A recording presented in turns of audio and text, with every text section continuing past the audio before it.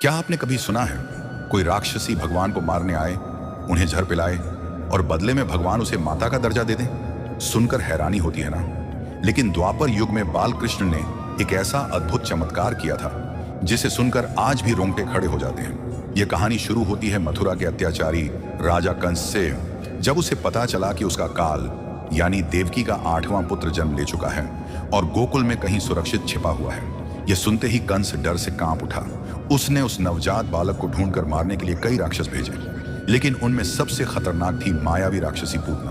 पूतना का असली रूप बेहद विकराल और डरावना था, लेकिन वह इच्छाधारी थी, कोई भी रूप धारण कर सकती थी। वह सुंदर स्त्री का रूप बनाकर घरों में जाती, नवजात बच्चों को गोद में उठाती और अपने स्तनों पर कालकूट का भयंकर झड़ लगाकर उन्हें दूध पिलाती।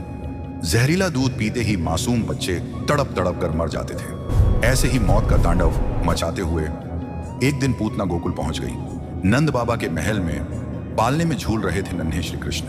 पूतना ने प्यार का नाटक करते हुए कृष्ण को गोद में उठा लिया। वह उन्हें जहरीला दूध पिलाकर मारना चाहती थी, लेकिन वह भूल गई थी कि उसने स्वयं ब्रह्मांड के रचयिता को अपनी गोद में उठा लिया है। बालकृष्ण मुस्कुराए और दूध पीना शुरू कर दिया, लेकिन तभी कुछ ऐसा हुआ जिससे पूतना की चीख निकल गई। श्री कृष्ण ने दूध के साथ साथ पूतना की जीवन शक्ति भी खींचना शुरू कर दी। दर्द से तड़पती पूतना जोर जोर से चिल्लाने लगी और देखते ही देखते उसका असली भयानक रूप प्रकट हो गया। वह आसमान में उड़ गई और फिर एक भयंकर धमाके के साथ जमीन पर गिर पड़ी। उसका विशाल शरीर पेड़ों को तोड़ता हुआ कई मीलों तक फैल गया।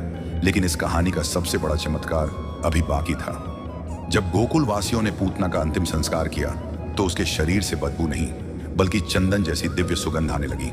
ऐसा इसलिए हुआ क्योंकि जब बालकृष्ण ने उसका दूध पिया तब उसके सारे पाप धुल गए।